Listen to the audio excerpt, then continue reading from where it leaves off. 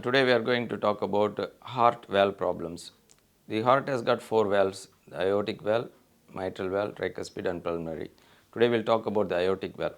Aortic valve is the main gatekeeping valve which allows the blood to be pumped out of the main pumping chamber from left ventricle to the aorta to be taken to the rest of the body.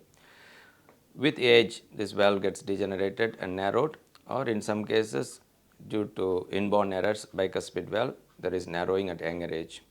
So far the solution has been surgery. If this valve is critically narrowed, surgery is the only solution to replace the valve.